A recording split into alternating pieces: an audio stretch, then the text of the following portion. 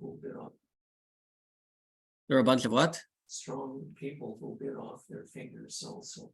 Yeah. I guess they got a job at the Paralympics. I don't know. Motivation to join. But I to fight, but I can't believe he made a test where you had to bite off your finger. I mean, it's a crazy thing. No. He had 200,000. Whoops. Close that. He had 200,000 of those who had, and 200,000 of those. So he had 200,000 who cut off their fingers and 200,000 who could operate a tree. When they would go out to war, they would say to God, "Do not help and do not hinder." So they would basically be telling God, "We don't want your help. We don't need you." This is what it is written: "It is not you, God, who abandoned us. You, God, who would not go out with our armies." So I guess that's saying that it's not God that abandoned us; we abandoned Him. What would Ben Kuziva do?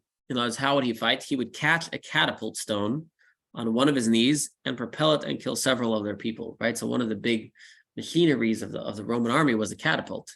Now, if you could catch a catapult and throw it back, that's a pretty that's pretty hard to overcome. It was due to this that Rabbi Akiva said that he was the King Mashiach, because to have such a phenomenal strength, he must be the Mashiach. For 3.5 years, the Emperor Hadrian surrounded Beitar. Rabbi Elazar Hammodai was there. And as we're going to show soon, Elazar Hammodai was the uncle of Bar Kokhba Bar Kuziba. Remember, Beitar, it's going to say later, but it was a city that survived the Roman onslaught, and I think made a rebellion like 50 years after the destruction of the temple. Each and every day he would pray and say, "Master of the universe, do not sit in judgment today." Where was Beitar? There is a Beitar today. I don't know if it's the same Beitar. Oh. It's in Israel. Thank you. I appreciate the clarification. You're welcome. You can take the short book and find it. Yeah. So each and every day he would pray. Each and every day he would say, "Master of the universe, did not sit in judgment today." Ultimately, Hadrian made up his mind to return. In other words, Hadrian was starting to give up. He's like, "All right, so I conquered everything else. I'll give up Beitar. Big deal. I got Jerusalem." A certain Kuthite came to him and said to him, "My lord, every day that this chicken wallows in the ashes, you will not conquer it." So who's the chicken? He's referring to Rabbi Elazar Hammodai. So he's saying, as long as he's fasting and wearing sackcloth, you're never going to conquer him, because his prayer is making them invincible. He said, "But wait for me, as I will arrange for you to conquer it today." Immediately, he entered through the sewer system of the city. He found Rabbi Elazar, who was standing and praying. He made himself look as though he was whispering into the ear of Rabbi Elazar Hammodai. So they went and told Bar Kuziva, or Bar Kokhba, whatever you want to call him, "Your uncle, Rabbi Elazar, seeks to yield the city to Hadrian." They thought that he was plotting with this Kuthian. He sent and had the Kuthite brought him. He said to him, "What did you say to him?" He said to him, "If I tell you, the emperor will kill me. If I don't tell you, you will kill me." In other words, he was pretending that he was telling him some secrets of conquering the city. So he's saying, "Listen, if I tell you, you're going to kill me. And if I don't tell you, the emperor will kill me. Sorry, if I tell you what's going on, the emperor will kill me." Right. "And if I don't tell you, you'll kill me. But it is preferable that I have myself killed than having the secrets of the empire revealed." Ben Kuziva thought that he wanted to yield the city. In other words, here he has testimony from a Kuthite. Kuthites are very trustworthy, right? When Rabbi Elazar concluded his prayers, he sent and had him brought. He said to him, "What did the Kuthite say to you?" He said to him, "I do not know what he whispered in my ear, and I do not hear anything from him, as I was standing in prayer, and I do not know what he was saying." Ben Kuziva was filled with rage. He gave one kick with his foot and killed him. A divine voice emerged and said, "Woe to the worthless shepherd who abandons the flock, a sword upon his arm and upon his right eye. It is said to him, you paralyzed the arm of Israel and blinded the right eye. Therefore, the arm of this man will wither and the right eye will go blind." Immediately, the iniquities caused Beitar to be captured. So in other words, now they lost their prayer. They lost their power of prayer. Now they're going to be killed. Ben Kuziba was killed, and they brought his head to Hadrian. He said, "Who killed this one?" A certain Gontite said, "I killed this one." Who's a Gontite? According to most commentaries, that's another name of a Kuthite. He said, "Go and bring him to me." In other words, he asked for the rest of Hadrian's body. He went to bring him, and he found a serpent wrapped around his neck. Hadrian said to him, "Had his God not killed him, who could have overcome him?" He applied to him the verse, "If not that the rock has sold them." Right? Imlo kitzuram macharam, right? It says in Devarim, it says, if not the fact that Hashem sold us, they would never be able to conquer us. All right, so how bad was the killing now that it looks like it, but I'm not sure. So it says, now we're going to see what the bloodbath was of the city of Beitar, and it was pretty bad. They were killing them until the horse was submerged in blood until its nostrils. Again, is this literal? Not necessarily. But can you imagine a river of blood all the way to the nose of a horse? Either it's a very tall river or a very short horse. But either way, it's bad. The blood would roll boulders weighing 40 sa and would flow 4 mil into the sea.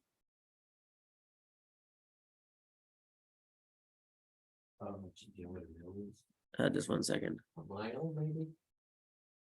I misunderstood that one. A mil, I think, is more of a kilometer, which is less than a mile, right? I think mil is closer to a kilometer. I think so. Something like that. It's closer to that. All right. So the river is so fast it can move boulders that would weigh 40 sa. 40 sa is what the minimum size of a mikveh is, the minimum size of water that a person can fit into. Unless you say it was proximate to the sea, lest you say it was proximate to the sea, it is a distance of 4 mil from the sea. Just 1 second. And by the way, some of these details are also in the Talmud as well, that we've read in other years. Hadrian had a large vineyard, 18 mil by 18 mil, like the distance between Tiberias and Sipori, which are both in the north. He surrounded it with the fence of the slain of Beitar, so that it was to fertilize the vineyard with the flesh and the blood. He did not issue a decree allowing the dead to be buried until a certain new emperor arose and issued a decree in their regard, and they buried them. So in other words, for many years, the dead of Beitar were not buried. Yeah. It's in the Talmud too. And that's why we have the last blessing of the benching, Hatova Meitiv, when we thank God for his goodness. That was because of the miracle that when they finally did bury them, they found that none of their flesh had rotted. In the 50 years that they weren't allowed to be buried, their flesh didn't rot. Rav Huna said, the day that the slain of Beitar who were brought to be buried, the blessing, who is good and does good, was instituted. That is the blessing in the grace after meals, the final and long blessing. Who is good because they did not decompose? Who does good because they were brought to burial? Beitar existed for 52 years after the destruction of the temple. Why was it destroyed? Because they kindled lamps over the destruction of the temple, meaning they celebrated when the temple was destroyed. Why did they kindle them? They said the ruling aristocracy of Jerusalem would sit in the center of the city when one of them would ascend to pray. When a resident of Beitar would ascend to Jerusalem to pray, one of them would say to him, do you wish to become a member of the ruling aristocracy? He would say, no. Do you wish to become a local governor? He would say to him, no. The aristocrat would say to him, I heard that you have an estate that you wish to sell to me. He would say, no, I do not intend to do so. He would write and send his bill of sale to a member of his household. If so-and-so comes, do not allow him to enter the estate because he sold it to me. So what it sounds like is the Jerusalem government was corrupt. And they would... as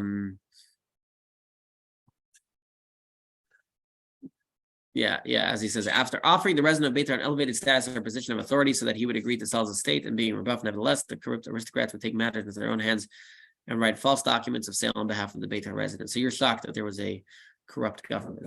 Yeah, Yeah. never Never happened. happened. I cannot see more. Yeah. We're reading about ancient history You over can have here. such a thing. Yeah, it's ancient history, as you may well understand. Yeah. That man Never was to be repeated. never to be repeated. Yeah. That man would say, if only that man's leg would have been broken and he would have not ascended to the corner. In other words, he would say, I wish I hadn't gone to Jerusalem. So the point is, that's why they were happy, because in other words, it's a sad state of affairs, but in other words, they were happy what happened to Jerusalem because of the people. This is why I always say, don't conflate Jews with Judaism. It's an important distinction. Don't let Jews sour you on Judaism. The people, some people are, this is what is written. They hunted our steps from walking in squares. May the roads be desolate of people walking to those plazas. So the people, Beitar, hope that people would stop traveling to the temple.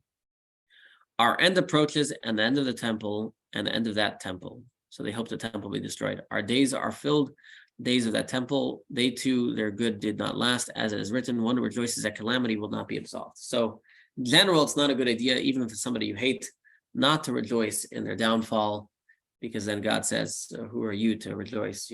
How righteous are you that you're rejoicing at their problems? So Benevol Eichah al Tismach, it says in Proverbs, when your enemy is suffering, don't be happy.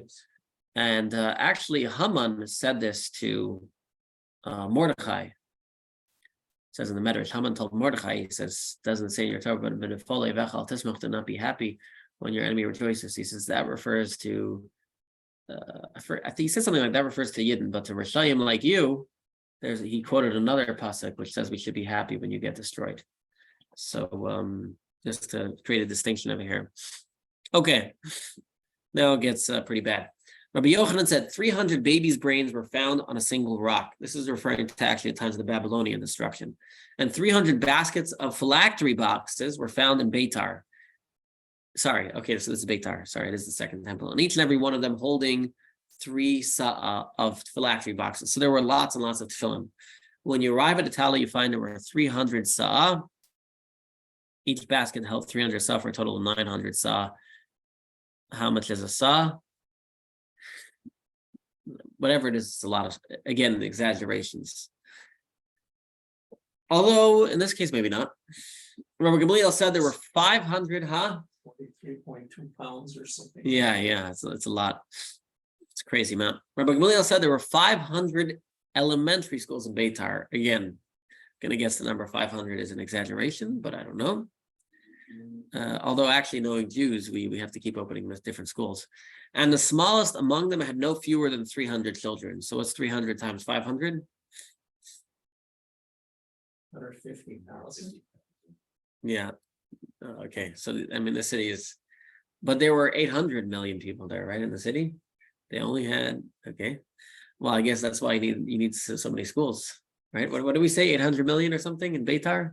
Yeah. They would say, if our enemies come against us, we will emerge and stab them with these quills. Well, if you have that many kids, that's a formidable army. But when the iniquities were the cause and the enemies came, they wrapped each and every one of them in his scroll and they burned them, and I am the only one who survived. That's Rabbi Gamliel. Rabbi Gamliel saying, he applied to himself the verse, my eye distressed my soul. So in other words, we thought we would kill them all with a quill, but because of our sins, we were all destroyed, and I'm the only one who survived. All right. There were 2 brothers in Kfar Haruva, or Kfar Churva, I think it was, and they would not allow a Roman to pass there whom they did not kill. They said, the entire objective of the matter is to take Hadrian's crown and place it on Shimon's head. This references to Shimon Bar Kokhba. So Bar Kokhba was Shimon, his first name. The Romans came. When they went out to fight them, a certain elder encouraged them and said to them, may the Creator come to your aid against them. So he's saying, may Hashem be with you. They said to him, let him not help and let him not hinder. Ooh, that's not going to work out well. Immediately their iniquities were the cause, and they were killed. The Roman soldiers brought their heads to Hadrian. He said, who killed these? A certain Gontite, probably a Kuthite, said to him, I killed them. He said to him, go bring me their bodies. He went and found a serpent wrapped around their necks. Hadrian said, had their God not killed them, who could have overcome them? He applied to them the verse, if not that the rock had sold them. I want to point out something interesting. because the line that they said, the Talmud also attributes to Bar Kokhba himself, but it's an interesting, to a different guy as well. But it seems like it was a theme there where they felt they relied on their strength. And that's a common thing that human beings do today, where we kind of, when we're not doing well, of course, we pray to God, but when we're doing well, we almost like, God, hey, just don't mind me, just don't mess it up, God, please. I'm doing a good job here. A lot of jokes like that.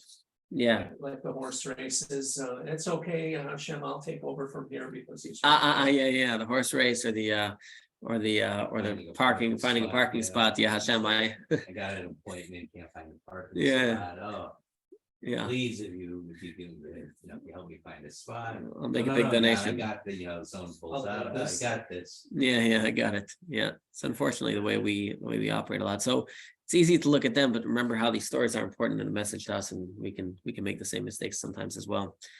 This is why it's important to daven. It's always important to daven for everything.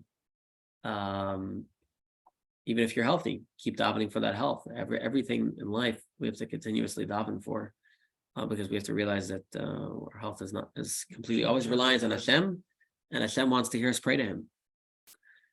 There were 2 cedars on the mountain of olives, and beneath one of them there were 4 stores of sellers of ritually pure items. So the Mount of Olives, that's where people are buried, right? Today. Yes. Okay, so this is right next to Jerusalem, to the ancient city. So they were selling things that people could bring to the temple to offer sacrifices. From one store, they would take 40 sa'ah of fledglings each month, which would supply pairs of birds for Israel. Mount Shimon would produce 300 barrels. Oil, probably. 300 barrels of wine, probably the wine. Why were they destroyed? If you say it was because of the prostitutes, but was there not only one young woman there and they expelled her? Rav Huna said it is because they would play ball on Shabbos. Wow. That's rough. It's interesting in Shulchan Aruch and the Code of Jewish Law, there's a question if you're allowed to play ball on Shabbos. And Shabbos. there's 2 opinions. And the Alter Rebbe says that since there's 2 opinions, it's better that people over Bar Mitzvah should stay away from playing ball, but kids can play ball. That was his. But I don't know if it means here, maybe they were, a little bit more than just playing ball. I'm not sure. It's an interesting punishment that we're playing ball on Shabbos. So they had only one prostitute, they kicked her out. Okay. They would play ball. When you're saying maybe they play ball without an Erev, that could be as well. Oh, it's not Shabbos. It's definitely not Shabbos, yeah. Belittling Shabbos. There were 10,000 towns on the King's Mountain. Har HaMelech was called. This is also in the Talmud as well. Rabbi Lazar ben Harsim owned 1,000 of them. Corresponding to them, he had 1,000 ships at sea. 3 of those towns, Kavul, Shinim, and Magdila, their taxes would be taken up to Jerusalem. Many commentators read the text read taken up to Jerusalem in a wagon. This is an indication the load was heavy. Why were they destroyed? Kavul due to strife, Shinim due to sorcery, Magdala due to prostitution. Okay, so stay away from all 3 of those. There were 3 towns in the south that would produce twice the number of those who departed from Egypt. So that's 1.2 million. And they were Kfar Bish, Kfar Shachlayim, Kfar Dichrim. Kfar Bish, why was it named Kfar Bish? Because they did not receive, guess, Bish in Hebrew means bad. Kfar Shechlayim, why was it called Shechlayim? Shechlayim doesn't mean shoes, right? Cress, what's cress? Because they would produce numerous children like cress. Cress is an edible herb that grows quickly. Oh, I see. Kfar Dichrin, why was it called Kfar Dichrin? Dichrin means males in Aramaic. Because every woman there would give birth to male children. Dichrin, Dichrin. Yeah. Any woman who wished to bear a female would go outside the town and bear a female. That's funny. Any other woman who wished to bear a male son would go there and bear a male. So that's quite a town. So that's one way of getting the genders that you want. By now, when you attempt to plant 600,000 reeds there, the space will not suffice. In other words, what we're saying is it's The area has shrunk. It used to hold 1.2 million. Today, you can't even hold 600,000 reeds. Rabbi Yochanan said the land of Israel is contracted. Rav Huna said there were 300 stores of sellers of ritually pure items in Magdala of dyers, 300 stores of weavers of curtains in Kfar Nimra. Rabbi Yirmiyah said in the name of Rabbi Chia bar Rabbah, there were 80 brothers who were priests who married 80 sisters who were daughters of priests on one night in Gufna. 80 brothers. Not including brothers not to sisters, not including sisters not to brothers, not including Levites, not including Israelites. Can you imagine being the father of how would you afford such a wedding?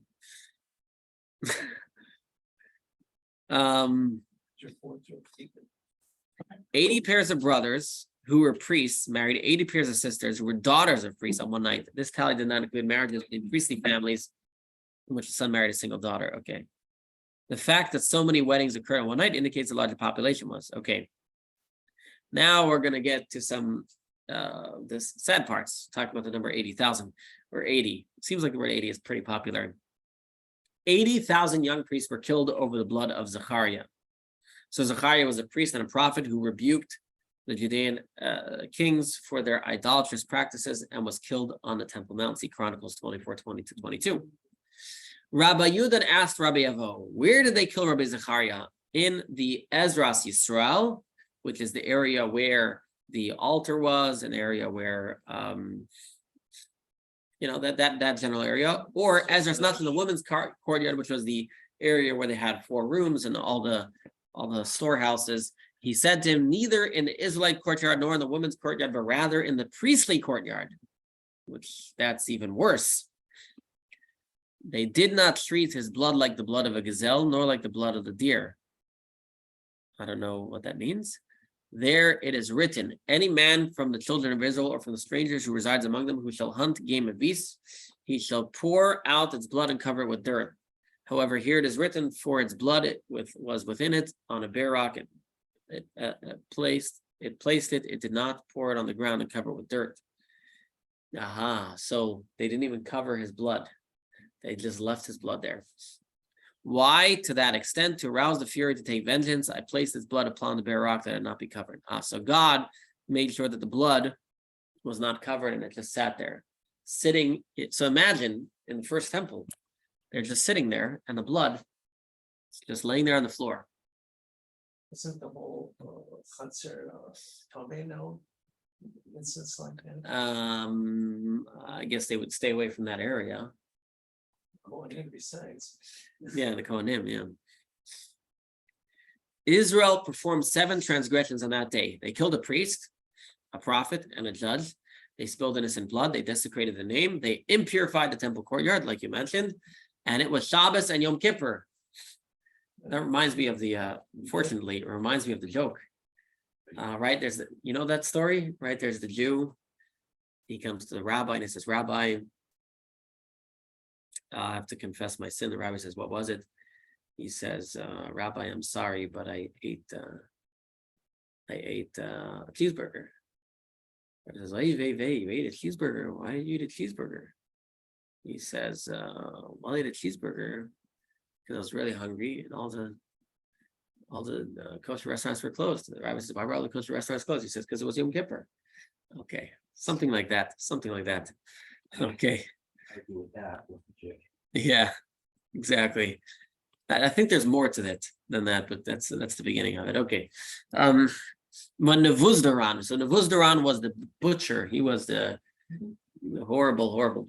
He killed so many Jews of the Babylonians. Ascended, not to be confused with Nebuchadnezzar. So Nevuzdaran, he saw the blood of Zechariah was boiling. This is also in the Talmud. He said to them, "What is this?" They said to him, "It is the blood of bulls and sheep." Don't try and pass blood of a human being to a bloodthirsty man as blood and bulls and sheep. Just to point out, he brought bulls and sheep, but their blood was not similar. He said to them, "If you tell me, fine, but if not, I will comb the flesh of these people with a comb of iron." But they did not tell him. When he said this to them, when he said what to them, and when he continued to threaten them, They said to him, why should we conceal it from you? We had a prophet, a priest, who would reprimand us in the name of heaven, saying, accept my words, but we did not accept it from him. Rather, we rose against him and killed him. He said to them, I will assuage it. Notice, I'll calm down the blood. He brought the great Sanhedrin and slaughtered them onto the blood, but it did not rest. So it was still bubbling. He slaughtered the lesser Sanhedrin onto it, right? So on the Temple Mount, there was the higher court and the lower court, but it did not rest. He brought young priests and slaughtered them onto it, but it did not rest. He slaughtered school children on it, but it did not rest. He said to Zechariah, I have eliminated the best of your people. Is it your will that all of them will be eliminated? Immediately arrested. It's very interesting when you read the stories about Nebuzaradan and Nebuchadnezzar. They understood that they had a mission from God to destroy, and yet they still did it. It's interesting. Immediately arrested, the wicked one contemplated repentance and said, one who eliminates a single Israelite soul, it is written in his regard. Do you want the couch? Nothing. Whoever sheds the blood of man, his blood will be spilled by man. This man, meaning me, Nebuzaradan, who eliminated many souls, all the more so. Immediately the Holy and Blessed be became filled with mercy for them, and he intimated to the blood, and it was absorbed in its place. Huh? Shofech dam hadam damo yishafech. Yeah. So Nebuzaradan thought repentance. Did he repent? I think he did. I don't remember.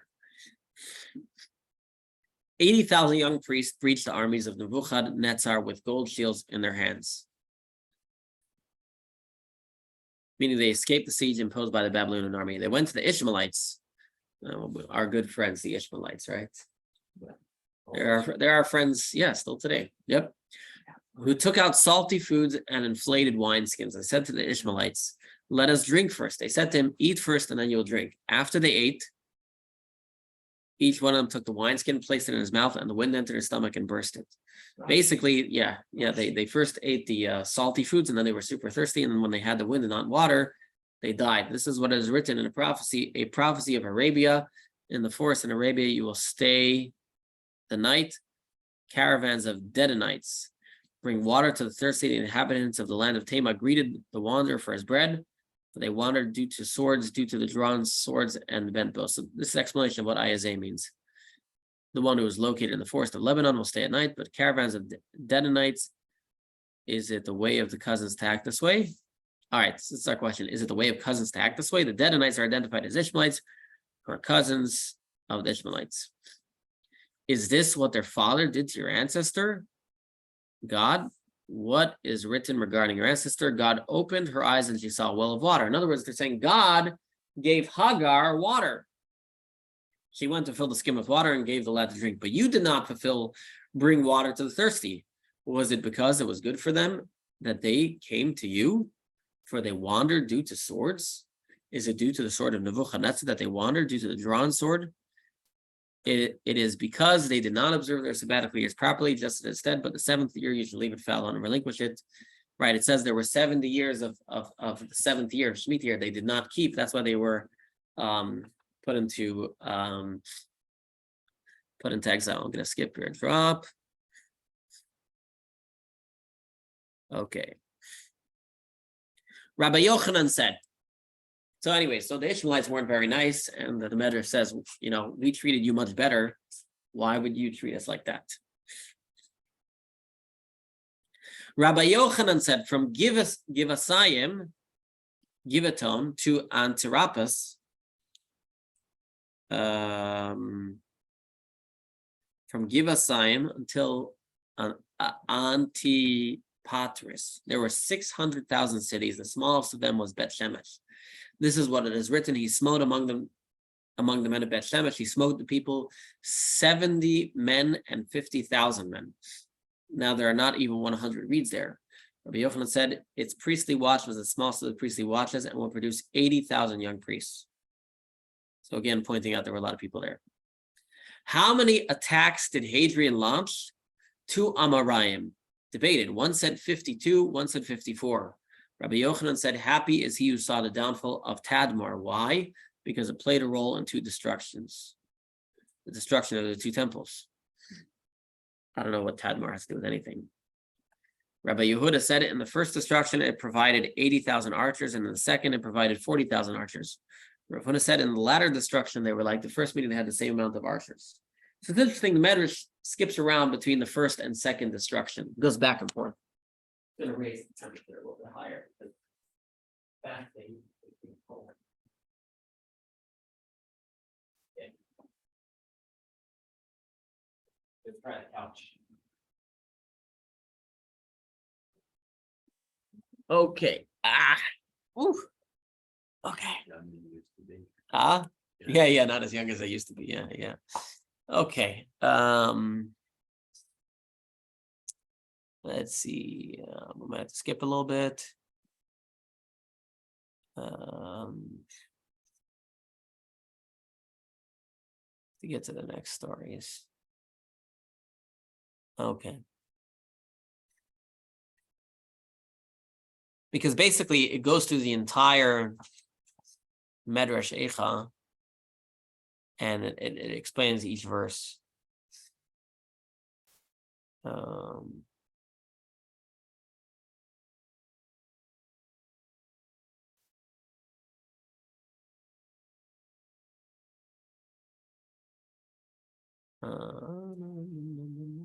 I had my big Midrash here, I could easily find it, but all right, here's an interesting one.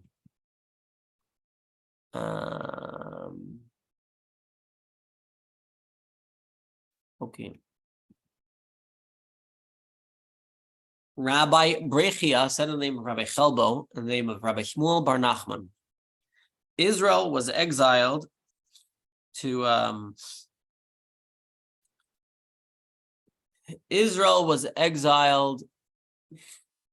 three places. Now, when he says Israel, he means the 10 tribes. That's what I saw in the Midrash when I read it last night. One was on the side of the Sambatyon River.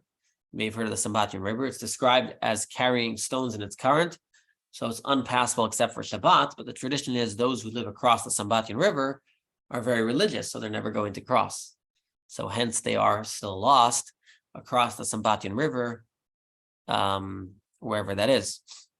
As it is written, to say to the prisoners, emerge, to those in the darkness, reveal yourself. One beyond the Sambatyon River, they will graze the ways, those upon a cloud, descend and enveloped in those. Okay. It doesn't say the other two.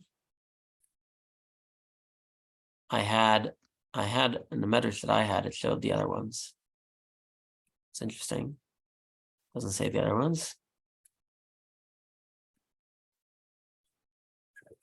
Source if there's one there. Huh? It said three places. All right, so it says what? Maybe there's a different source. What up there? Online source. Oh, I mean, if you're interested, when I get home, I can send you what the other two places are. But either way, we're not going to find it. Okay. Here's an interesting one. It says he caused festivals and Shabbat to be forgotten in Zion. Question is it possible the Holy and Blessed be He caused the festivals and Shabbatot of Israel to be forgotten? Rather, it is the festivals and Shabbatot of Yeravam ben Nevat that he fabricated.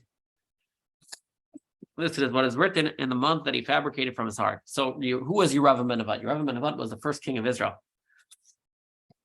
He became very wicked. He was very righteous. God chose him right when they split off the 10 tribes.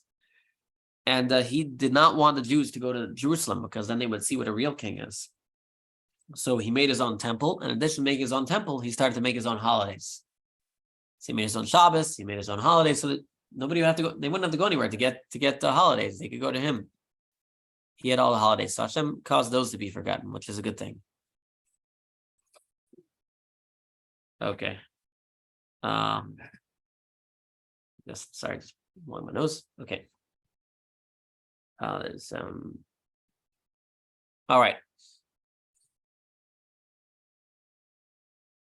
They forsook his altar, cursed his temple. Rabbi Brechia, Rabbi Chelbo, and Rabbi Avihu said in the name of Rabbi Shmuel Bar Nachmani, you find that at the moment the Gentiles entered the temple, they placed their hands under the nape of their necks. What's the nape? This? What's the nape of the neck? Sure. Anybody knows? It's the back of the neck here. Yeah, Back of the animals pick their cubs up by the back of the nape of the neck, so it's in the back here. I see. Okay, it's at the back. Okay. Sorry. Okay, they place their hands under the nape of their necks. They turn their faces upwards and cursed and blasphemed. So here they are standing in the temple, pulling their heads back towards God, so to speak, and cursing. Then it says they crafted an enclosure of spears with the tips of their ground. This was in order to imprison the priests they captured and to express their contempt for the temple by sticking their spears onto its floor. This it is what is written. He gave into the hands of the enemy the walls of its palaces. They raised their voice in the house of the Lord like a day of festival. In other words, the enemies did. Rabbi Hanina, Rabbi Eichah, Rabbi, I don't know the Hebrew there, Miyashia said in the name of Rabbi Yanai, it was due to that voice that Babylon fell. As it is written, fallen, fallen is Babylon, and all the statues of his God are broken to the ground. In other words, because they blasphemed God, therefore they were destroyed. In other words, similar to Egypt. The question is, why was Egypt, why did they get punished? The Jews had to be exiled. Why were the Babylonians punished? Because they excessively did things. They didn't just destroy the temple, the excessive murder, the excessive blaspheming God. Similarly, Pharaoh enslaved the Jews more than necessary for their exile, and for those reasons they were punished. So that's what it's saying here, is they were punished for cursing God. Rabbi Bechia, Rabbi Chel, Rabbi said in the name of Rabbi Shimon bar Nachmani, this kingdom too did likewise. It probably means the Romans, yes, because these rabbis lived in times of Rome. That is what is written. They raised their voice in the house of the Lord like a day of festival. No, it's not only the Babylonians did it, but the Romans did it too. And just bear in mind, though, you can imagine when the rabbis are writing this, Babylonia has fallen many years ago, but Rome is still going strong. And so I guess they were hoping the same fate should fall the Roman Empire. That is what is written. They raised their voice in the house of the Lord like a day. Rabbi Chuna, Rabbi Eichah, Rabbi Miyasha said in the name of Rabbi Yanai, it too is supposed to fall only due to that voice. So they are saying it will fall. That is what is written from the sound of Babylon being seized. The Midrash interprets the verse mean due to the sound Babylon was seized. Rabbi Yeshua ben Levi said the sounds of distresses and darkness ascends to the great city of Tyre. Tyre is used here in reference to Rome. Why? Because the voice of Esav is prosecuting, meaning there is a prosecution against it in heaven due to the voice of Esav, the blasphemy of Rome. That is what is written. The sounds of the tumult come from the city, a sound from the sanctuary, the sound of the Lord exacting retribution upon his enemies. When did Rome burn? When did it actually fall? Or it didn't fall in a day, right? No, I think it was a few hundred years, 80 or something like that. Mm-hmm. So the rabbis were already predicting it. Unfortunately, though, it took a little long. Implosion, basically. It was an implosion. Yeah, well, they Fell apart, got, kind of fat and lazy and disbanded it. Disbanded it. But it says it burned, right? They burned Rome. I always heard, I always heard about burning Rome. It didn't burn? Not physically. No? Okay. You still see the forum and Mm-hmm. Well, parts of Rome did burn under Nero, apparently. Under Nero, okay. Emperor Nero was the Roman emperor? yeah. Yes. So parts of it burned. Why? Because people wanted to burn it? I do not know the answer to that. Okay. says here the Western Roman Empire fell in 476 AD. What? Completed. Western Roman Empire, 476 AD. So the East, always richer and stronger, continued as a Byzantine Empire through the European Middle Ages. Interesting. Okay. So the Western one, let's say that's the one that destroyed the temple. Okay. I think it was. Yeah. Well, at the time of destruction, it was one empire, right? I don't think it was two at that point. It came two later. Yeah. Yeah. It says in AD 286, the Roman Empire was split to 286 Eastern is split. Western empires. So is Israel west of Rome? East. Israel is east. It's also Turkey and, Yes, yes. Rome is, if you look at the Mediterranean Sea, Rome would be basically the west or northwest, and Yerushalayim would be kind of the southeast of the Mediterranean. Got it. West, Northwest, southeast. Rome is Italy, right? Yes, Generally. yeah. it's the middle of the boot. So, I mean, the Roman Empire was huge, so. Right. What you would think of as the Roman Empire is the one that fell in 476. Right. That's what people refer to as the Roman Empire. You're saying the Eastern Empire was kind of very different. Well, it was part of what was the Roman Empire. The Roman Empire included all kinds of, included. Then they Israel split off. and everything for them, yeah. All the territories. it captured. Yeah. Yeah, it said it split in AD 286. I don't know exactly what was the split or what it exactly meant, but I think when people are just sort of generally talking about the fall of the Roman Empire, they refer I to see. the Western Roman Empire. Western Roman Empire, right? Because that's That the was Roman in Empire. 476. Right.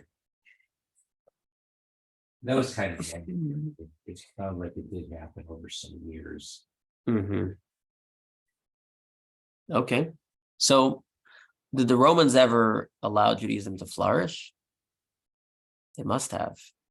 But they persecuted Judaism for a long time. After the Korban, maybe. Well, for a while they were still persecuting us.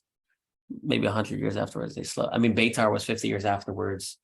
The 10 martyrs was after the destruction of the temple. So they were persecuting us for a while. Maybe eventually they got bored of it. I don't know. I guess I'd have to look at history better. The Jews were at that point mostly in Iraq. Was Iraq under the Roman Empire? Iraq? Yeah. Never. I don't know if it went that far. So I may think about. So maybe that's how the Jews escaped. The Jews who were not in Jerusalem could get to Iraq, to Babylon. The Lord resolved to destroy the wall of the daughter of Zion. Rabbi Yochanan said it was not from the proclamation. No, whatever. What did I do here? Okay. Whatever. I wanted to get to. Oh, it's not going down. That's the problem. Okay. This is what is written: for the city has been cause of my anger and of my wrath and my anger from the day they built it until this day to remove it from my presence. Rabbi Elam said, like a person who is passing in a disgusting place and wrinkles his nose. It says here that there was religious tolerance of the Jews. It doesn't say exactly when, but There was religious tolerance of the Jews at some point. at some points, yeah. Tolerance is a very broad word. Yeah, it sounded like it says, let's see, the Romans favored the Jews because they were well networked throughout the empire. They didn't push their religion on others. Important for people. Josephus was allowed to live as a Jew. They were kind of interesting, the Romans. Yeah, so it's kind of hit or miss, it sounds like. Yeah. 69 AD, it was a miss. So it says here, its gates sank into the ground. He eradicated and broke its bars. So what's important about that, no worries, is that the Jews believed that the Babylonians would never conquer them. And in fact, I think it says later in the Midrash that the Babylonians were surrounding them for 3.5 years, and they literally believed they'd never be conquered. But of course, it's their sin that caused them to be lost, and God caused the gates just to sink in the ground. So, if they had the gates and they had the walls, they maybe could have not been conquered, but you sin. God eventually said, that's it. And he caused the gates to sink into the ground. Okay, so that's just an important point I wanted to bring out. Those other stories.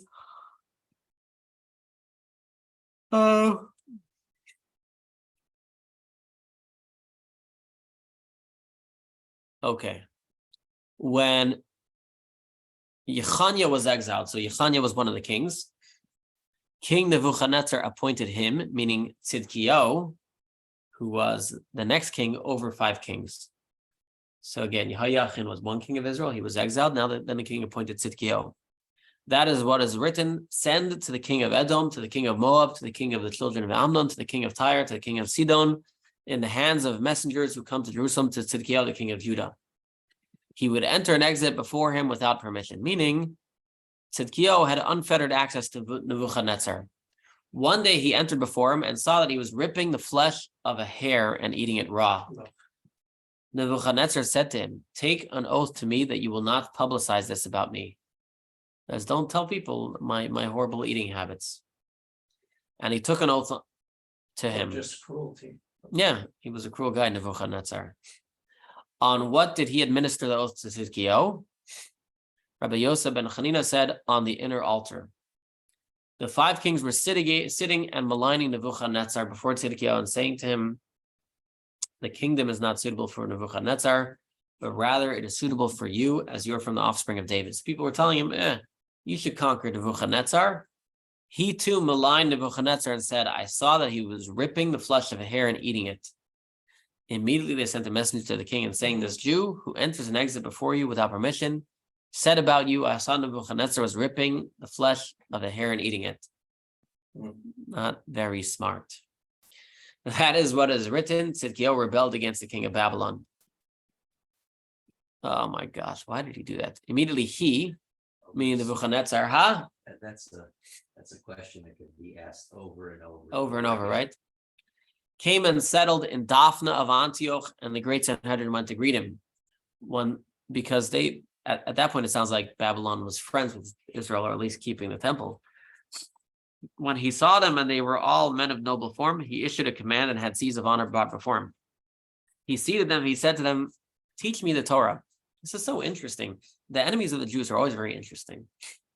They have like a fascination with us and our religion. Immediately they began reading each and every portion and translating it before him. When they reached the portion of vows, a man who takes a vow, he said to them, if he wishes to renege on it, can he or can he not do so? They said to him, he can go to a sage and the sage can nullify it for him. He said to them, it seems to me that you nullified for Tzidkiyahu the oath that he took to me. Immediately he decreed and he placed him down on the ground. Yeah, you said it can't be good. It wasn't good. So basically he was blaming them for Tzidkiyahu giving away the secret. That is what it is written. The elders of the daughters of Zion sit on the ground and are silent. They have placed dust on their heads. They began mentioning the merit of Abraham as it is written, I am dust and ashes, have girded themselves with sackcloth. They began mourning the merit of Jacob as it is written, he placed sackcloth on his loins. What did he do to them? They tied their hairs to horses' tails and had them run from Jerusalem to Lod. That is what is written. The virgins of Jerusalem have lowered their heads to the ground. Wow. So he came all friendly.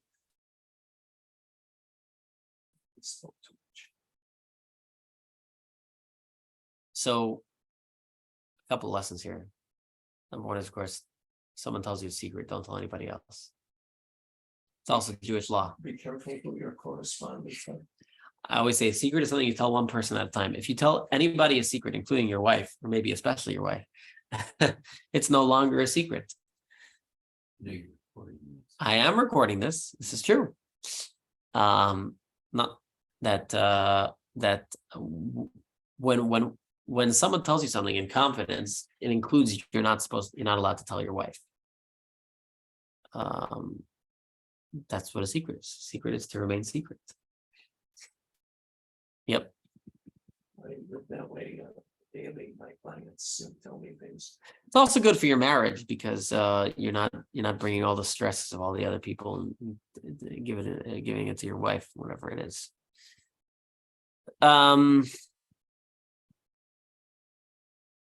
Okay, so he says like this, my eyes failed from tears, my innards burned. So he's like this, my eye fails from tears. Rabbi Adler said, limitations were imposed on the eyes, meaning there's a limit to the functional abilities of the eyes. If one cries too much, it will affect his vision. There are tears that are beneficial. Tears caused by a drug. The tears caused by mustard, the tears caused by eye balm. And the tears of laughter is the best of all. There are 3 harmful tears. Tears caused by smoke, the tear caused by weeping, and the tear caused by the laboratory. Tear caused by a laboratory. This is when you're crying because your stomach's really hurting. When you have a Jewish stomach and you're going to the bathroom and you're having trouble, something like that. And the tear over a young person is the worst of all. That's true. So crying over the death of a young person. There was an incident involving a certain woman who had a young son who died. She cried over him at nights till her eyelashes fell out. So we're bringing an example of crying over the young. She went to a doctor. He said to her, apply some of this eye paste and you will find relief. My liver is poured on the earth. So what does that refer to? There was an incident involving a certain man who had a young son who died. He cried over him at nights until his liver dropped. He said, the liver of this man has already dropped. Who will cry over him? But it was to no avail for me. Meaning the man said, I'm going to die because of the medical damage caused by my crying, but my crying did not accomplish anything. Similarly, the verse bemoans the effects of crying in the aftermath of destruction, which did not accomplish anything, as salvation did not arrive, and the temple remained destroyed.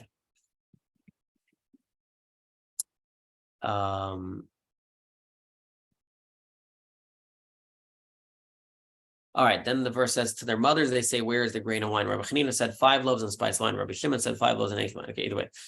The next verse we're going to expound and we're going to give a story. While fainting like the wounded in the city squares, there was a woman who said to her husband, take a bracelet or an earring and ascend to the marketplace so that if you find something, we will eat. In other words, you can do barter. He went to the marketplace and looked, but did not find anything. And he was writhing and he died.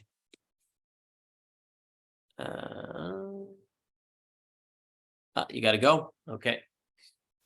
All right. She said to her son, see what your father is doing. You come tonight for the services, 7:45. You can make it last night. You come tonight.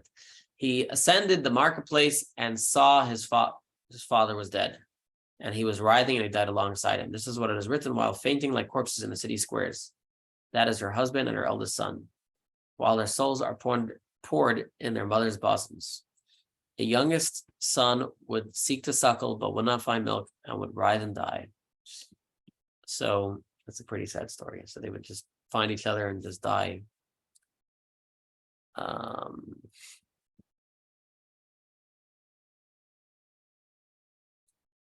Let's try and get to the end of chapter 2, at least. Let's see. Any more stories to end of chapter 2?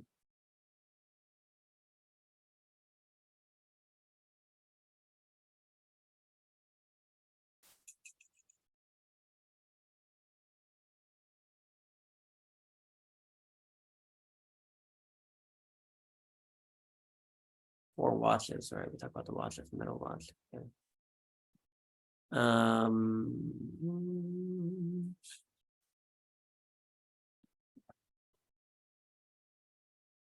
Let's see.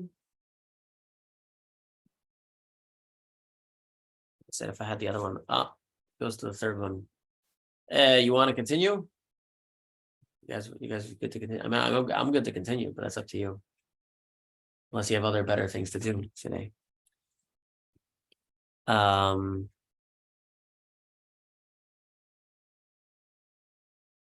Okay, so it says, I am the man who was seen afflicted by the rod of his fear. So this is not a story in this one. I'm just going to read it because it's an important historical note.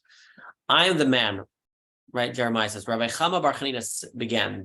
Jeremiah took another scroll and gave it to Baruch the son of Nehariah the scribe, and he wrote in it from the mouth of Jeremiah all the words of the book that Jehoiakim, the king of Judah, had burned in the fire, and many more similar matters were also added to them. In other words, the original book of Eichah was burned by the king. And so now he rewrote the book of Eichah with additional details. That was just an important note.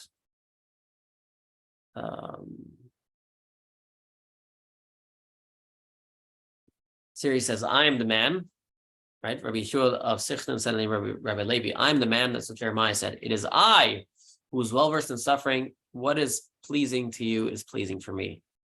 In other words, it's an acceptance of God's judgment, despite being unable to understand the need for such intense suffering. So he was saying I'm the guy that has to do it. This is analogous to a king who became angry at a queen and shoved her and expelled her from the palace. She went and concealed her face behind a pillar. She hoped to catch a glimpse of the king as he passed.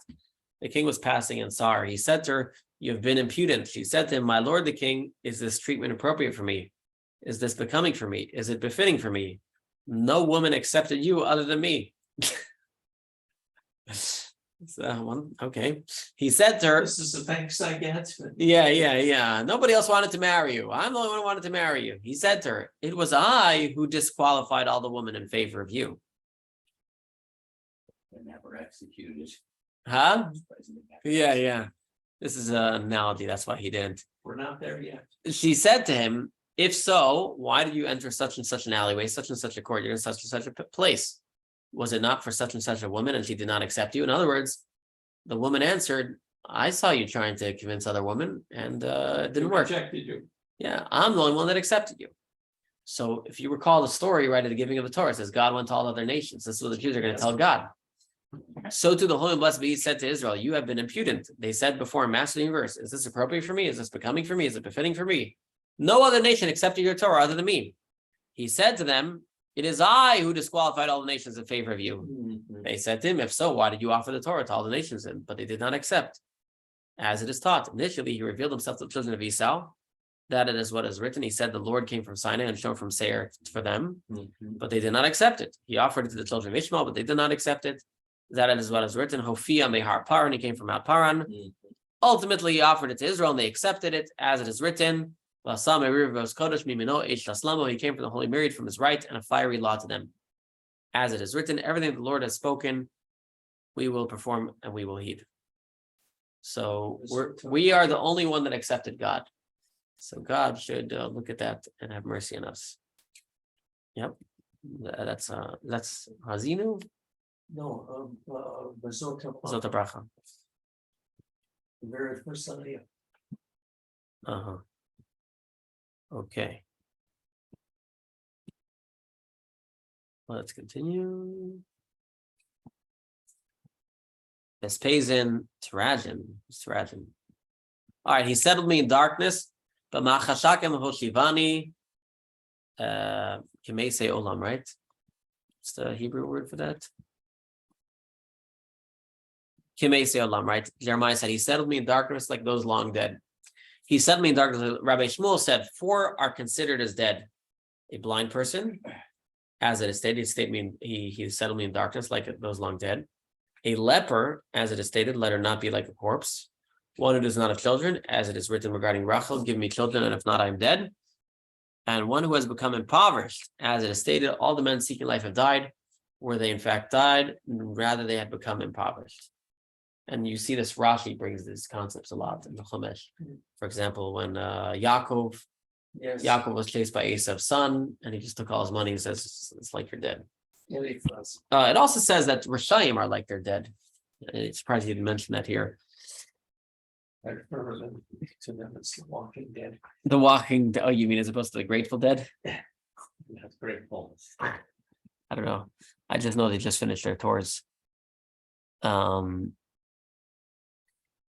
Okay. He says, even when I cry and I plead, he blocks my prayer. Rabbi Eichah said, anyone who prays with the congregation to what it is comparable, it is to people who crafted a crown for a king. A poor man comes and donates his portion of it.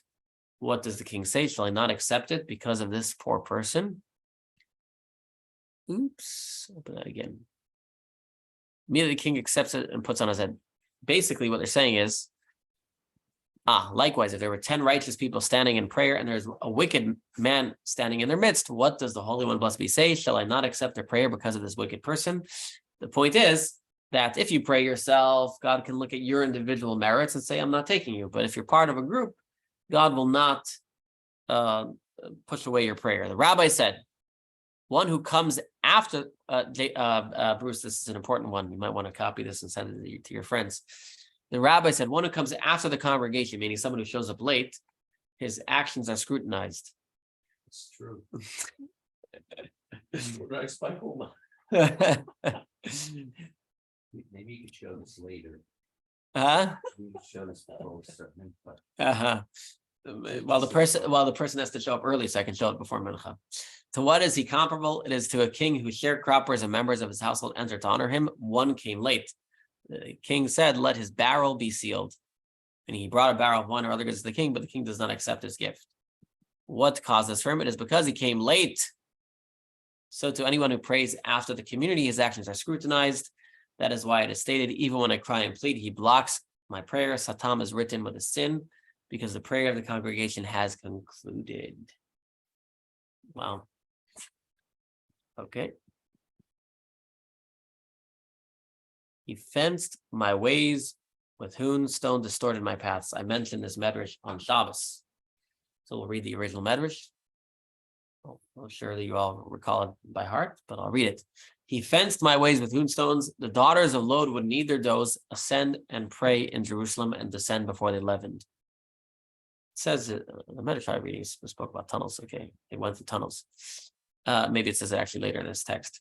And descend before the leaven. The daughters of Sefariah would ascend and pray to God in the temple, and there was no one who harvested the fig tree before them. So fig trees, the way it works is, and Sefariah is all the way in the north. They would leave early in the morning and return early in the morning as well. Because figs, after they fall, have to be harvested very quickly. So this points out that they could get there and back very quick. The scribe of Migdal would prepare his lamps every Friday. He would ascend to the temple, praise, and descend and kindle them. So the scribe of Migdal was basically like the shamash. He would, prepare the lights in the shul, go to the temple, and come back in time to light them before Shabbos. Some say every Friday the scribe would ascend, review his Torah portion of the temple, descend and observe Shabbos in his home. There was an incident involving a certain person who was standing and plowing his field. His ox fled. He went and told the people what had occurred. They said to him, "On which thoroughfare did you come?" He began showing them, but they could not find the way. They applied to him the verse, "He fenced my ways with a hewn stone, distorted my paths. He rendered the paths ruin," as it says, "A ruin, a ruin, a ruin, I shall render it." Well, it was a tunnel. I don't know. Let me see if it says. That's what, in the art school, at least, that's what it said.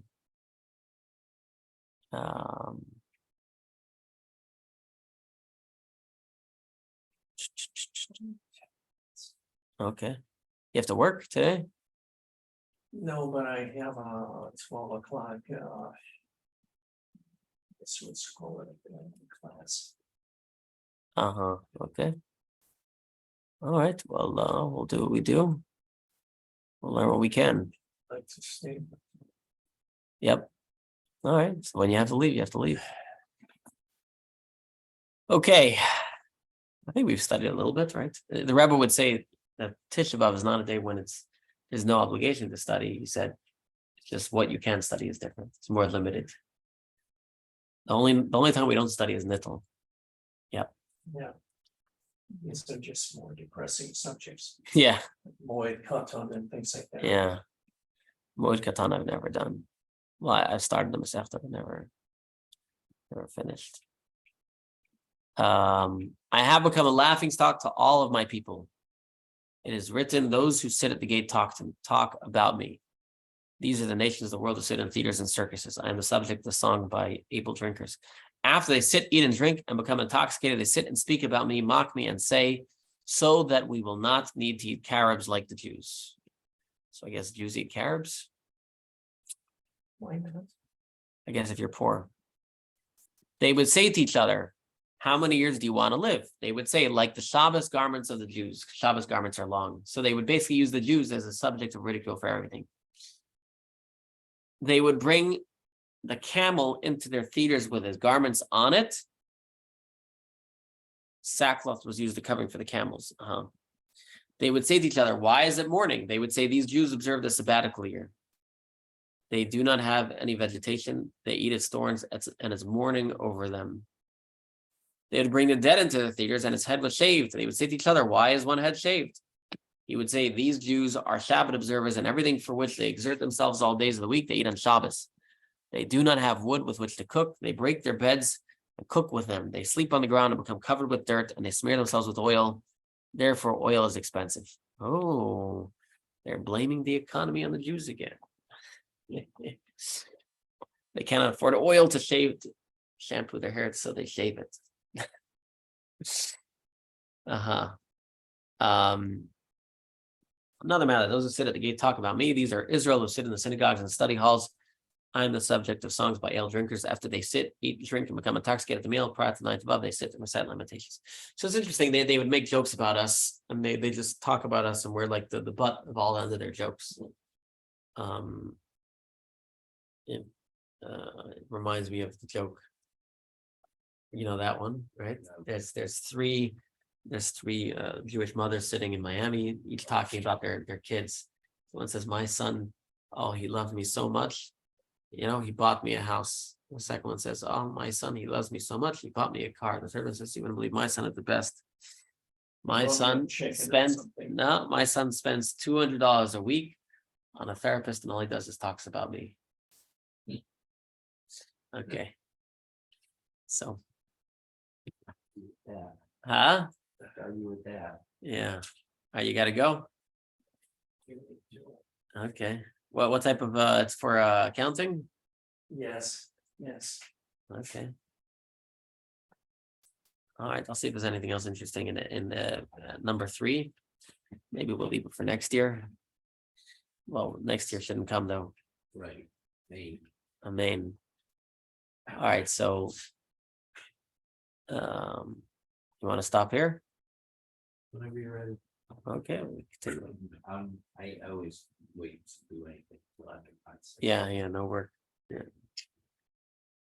Okay, he has covered my teeth with gravel, covered me in ashes. He's broken my teeth with gravel. There was an incident involving the son of Rabbi Chanani ben Trajan who joined robbers and revealed their secret. So they killed him and filled his mouth with dirt and pebbles. 3 days later, his body was found. He was a zombie? What do you mean? That's you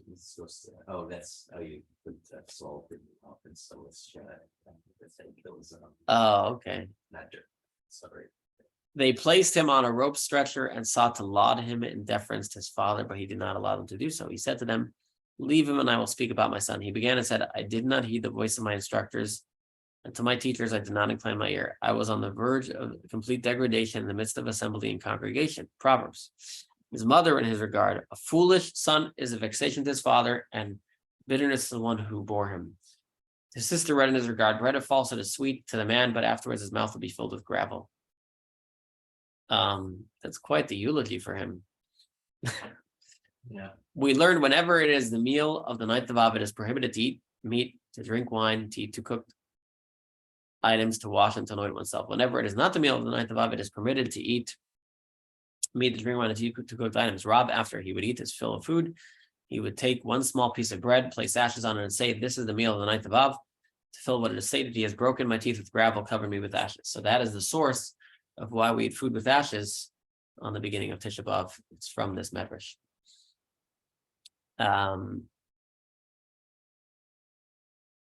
Okay.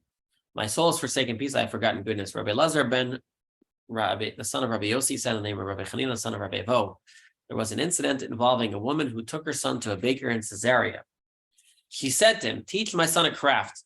He said to her, "Let him stay with me 5 years, and I will teach him 500 species of wheat." Well, he's a baker. I guess he knows all different wheat. How to distinguish between each species and how best to use it. Okay. How many species of wheat are there? Rabbi Abba said, with minith wheat, there are unquantifiable species. Minith is a type of wheat mentioned in Ezekiel. The rabbis say there are 500 species of wheat equivalent to the numerical value of minith. Rabbi Chanina and Rabbi Yonasan were sitting and counting them, and they got to 60. In addition, Rabbi Elazar ben Rabbi Yossi said there was an incident involving a certain woman who took her son to a certain chef. He said to him, "Teach my son a craft." He said to her, "Let him stay with me for 5 years, and I will teach him 100 types of eggs." 100 dishes that can be prepared with eggs, although they're all different types of eggs. It's free range, cage free, right? Rabbi Yehuda Nasi heard and said, "We have not seen that there is such goodness in the world." Rabbi Shimon ben Chalafta heard and said, "We have not heard that there is such goodness in the world." I think what they're trying to say is that all this goodness, all the thousands of all the different types of grains and different types of dishes of eggs, with the destruction disappeared. A lot of the pleasures in the world disappeared along with the destruction of the temple. That is mentioned in the Talmud. Rabbi Yehuda ben Beser went to Nitzivim on the day before the great fast. Probably Tisha B'av. Oh, Yom Kippur. He ate and finished, meaning he ate his fill and stopped eating, even though the fast had not yet begun. The exilarch heard and came to him, meaning the head of the exile. He said to him, "Heed my request, my master." Meaning, please come and eat the meal before the fast with me. He said to him, "I have already eaten and finished." He said to him, "Heed my request, my master," so they will not say that he did not regard him at all to expend any effort on his behalf. Meaning, just appear you're not disrespecting him. He went with him. When he went, he said to the servant, "My son, a dish that you bring us once, do not bring to us another time." While they were eating, he brought before them 80 cooked dishes. He ate one loaf with each dish and 1 cup from each barrel.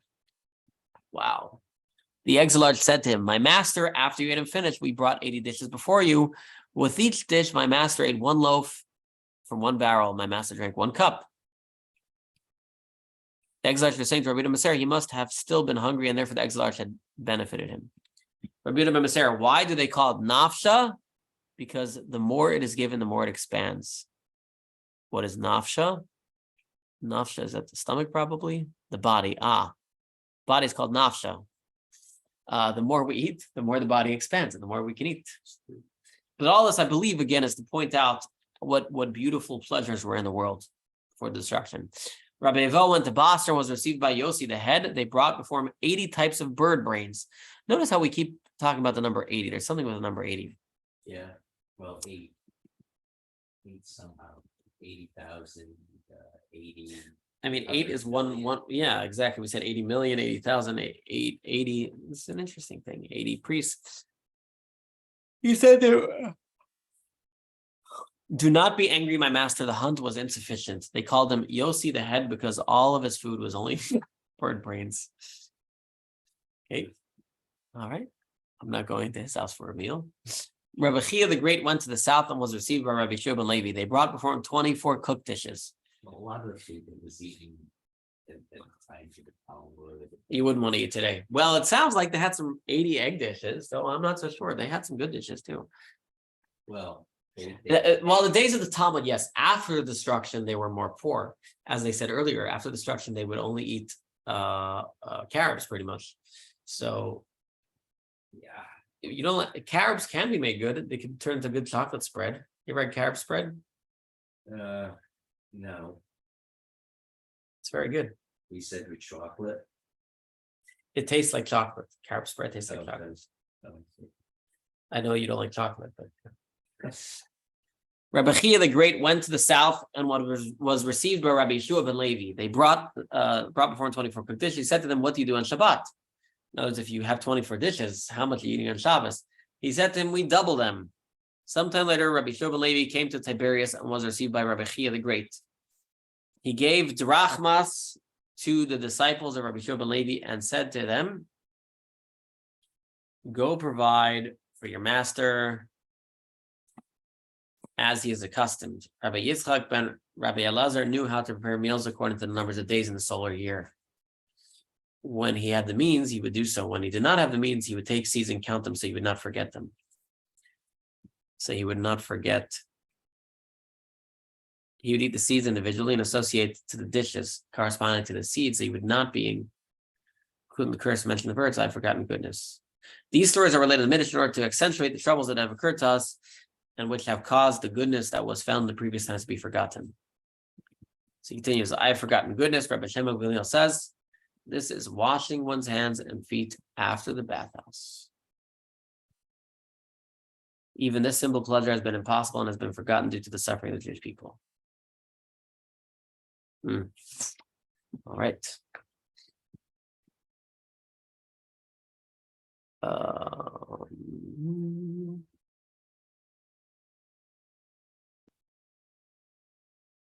All right, so let's read the analogy. You will remember, and my soul is despondent with me. You will remember, Rabbi Chia taught, this is analogous to a king who went out to war. His sons were with him and were provoking him. The next day, the king went out alone, and his sons were not with him. King said,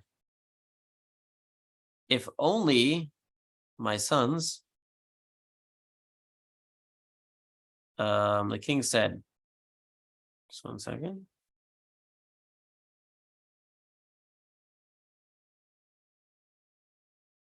If only his sons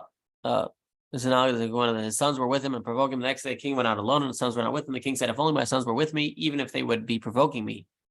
So to the king is the holy blessed be he, and the sons of Israel. When Israel would go toward the holy blessed be he would go out with him. When they angered him, he did not go out with them. But when Israel was no longer in the land of Israel, he said, if only Israel was with me, even if they would be angering me. So he says, I'd prefer to be with them than not, even if they're annoying me. All right, then it says, this I will reply to my hearts, therefore I have hope. This I will reply to my hearts, and therefore I have hope. Rabbi Abba Bar Kana said the name of Rabbi Yochanan, to what is this matter analogous to a king who marries a noble woman and who wrote for a very substantial marriage contract, saying to her, I will prepare for you such and such numbers of wedding canopies, and I'm giving you such and such number of gowns of purple wool. The king left her and went to the country overseas, and he was delayed there. Her neighbors came to her and were teasing her, saying to her, the king left you, went to a country overseas, and he's not going to return to you.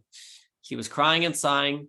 When she would enter the house, she would take her marriage contract and read it. She would see in her marriage contract, I will prepare such and such numbers of wedding canopies, and I'm giving you such and such number of gowns of purple wool. And she would immediately be comforted. Ultimately, the king came. He said to her, my daughter, I'm astonished.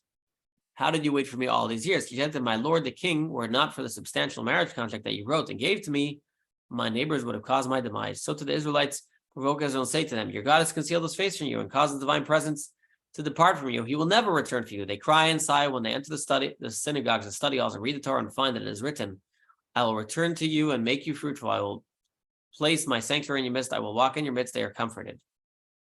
Tomorrow, when the end of redemption comes, the holy and blessed be will say to the Israel, my children, I am astonished over you. How did you wait for me all these years? They will say before our master of the universe, were not for your Torah that you gave to us, the nations would have caused our demise.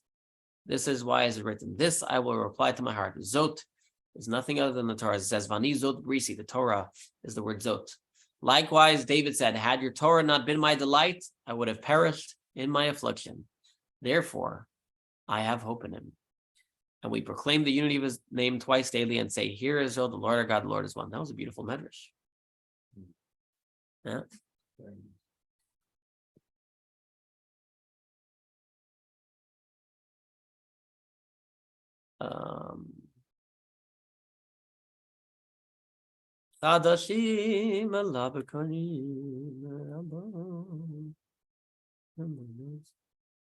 It says there's new ones every morning. So Rabbi Chabal said, each and every day the Holy and Blessed Be creates a band of new angels and they recite a new song and go on their way. I think that means they disappear, they die, they become subsumed, they cease to exist.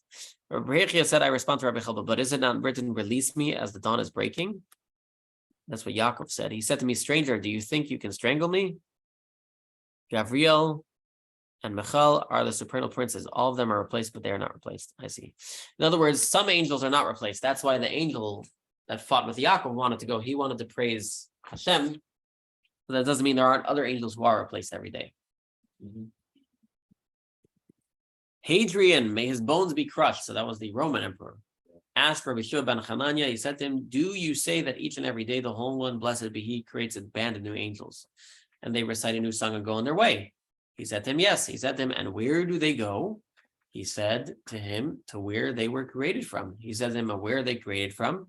He said to him, from the river of fire. He said to him, how does the river of fire function? He said, like the Jordan, which does not stop at night and does not stop during the day. In other words, it's always raging. He said to him, but Jordan flows during the day and stops at night.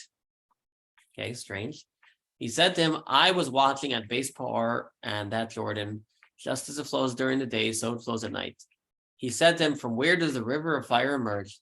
He said to him, from the perspiration of the creatures that bear the throne. So the river of fire in Kabbalah is also called Nahar Dinor. Maybe you've heard of Nahar Dinor. No. Nahar Dinor, the river of fire.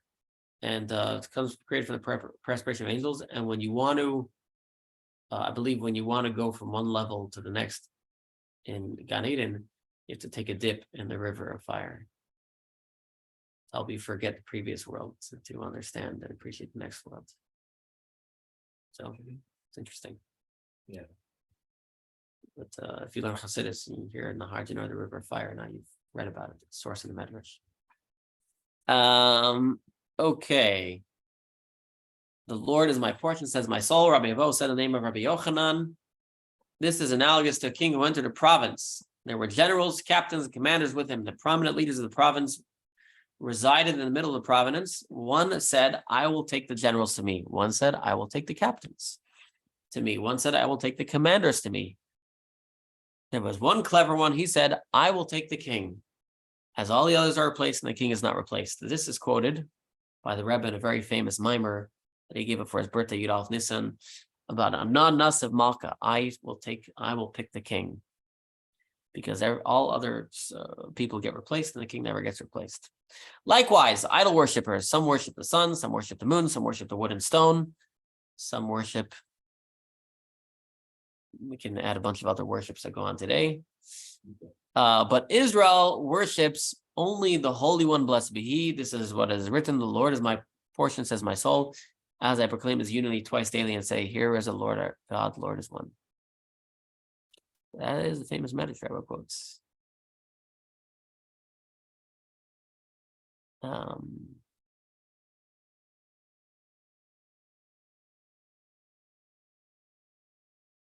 Okay, let's go up here. Let him sit alone and be silent, because he has laid it upon him. Let him sit alone and be silent. Rabbi Shimon bar Nachman said, the Holy One, blessed be He, summoned the ministering angels and said to them, a mourning king of flesh and blood, what does he do? They said to him, he dons black and covers his head with sackcloth. He said, I too will do so. That is what is written. I clothe the heavens with blackness and make sackcloth for their garments. Moreover, he asked them, a mourning king of flesh and blood, what else does he do? They said to him, he extinguishes the lights. He said to them, I too will do so. That is what is written. The sun and the moon darkened, and the stars withdrew their shine. Moreover, he asked them, a mourning king of flesh and blood, what else does he do? He said to them, he walks barefoot. He said to them, I too will do so. This is what is written, the Lord in a tempest and in a storm in his ways, and the clouds are the dust of his feet. Moreover, he asked them, a mourning king of flesh and blood, what else does he do? They said to him, he sits and is silent. He said to them, I too will do so. This is what is written. Let him sit alone and be silent, because he has laid it upon him. The verse understood to mean God will be silent because he's brought the mourning upon himself.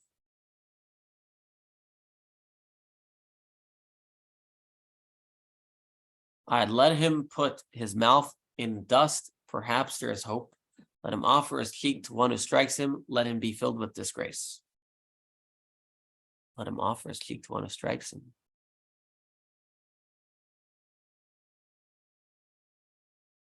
Oh,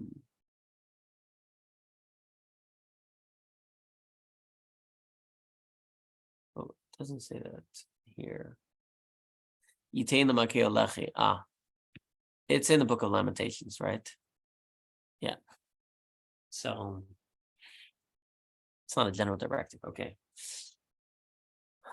Rabbi Yehuda Nasi was interpreting the verse. When he reached the following verses, he would weep. Shmuel said to Saul, why did you bring me up? Why did you disturb me to bring me up? Right. So that was at the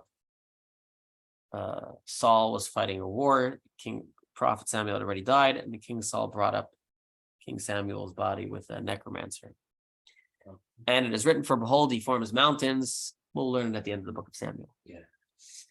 I remember that story. Huh? I think I remember Yeah. that story. I spoke about it once. Yeah. For him, behold, he forms mountains and creates winds. He recounts to a person what were his deeds, even matters lacking substance. So I don't know how this came. Okay, I don't know what the connection of that was. Okay.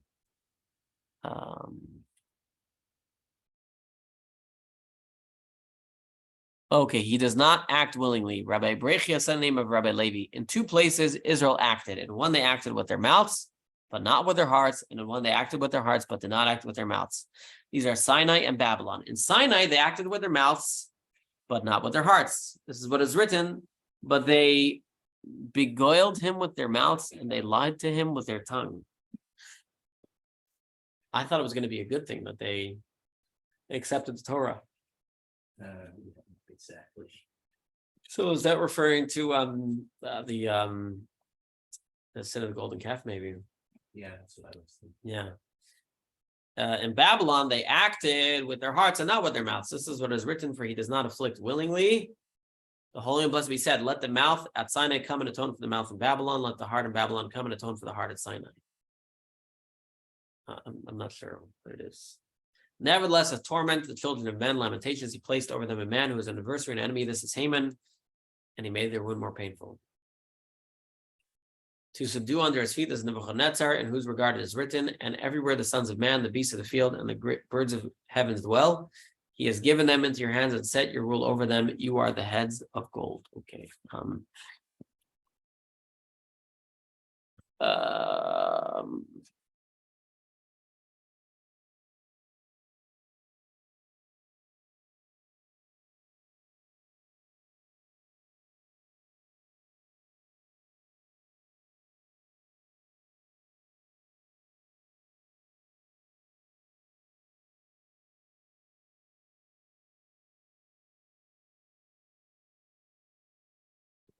Saturation. Yeah, I just want to know where we're up to. I can remember next year. It doesn't really tell you. Yeah. How far are we from number 4?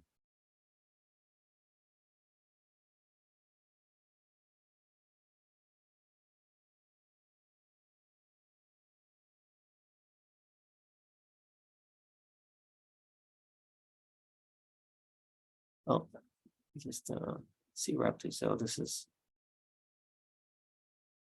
see, the gates of prayer are never locked. It's an important Midrash. So, oh wait, it has numbers here. So we'll have to remember Where? 17, Oh, I see. something like that. Alex. I have this recorded, so maybe I'll go back to the, actually, no, we're really up to 15. Yeah. I'll start at 15. It's an interesting one. Let me stop. And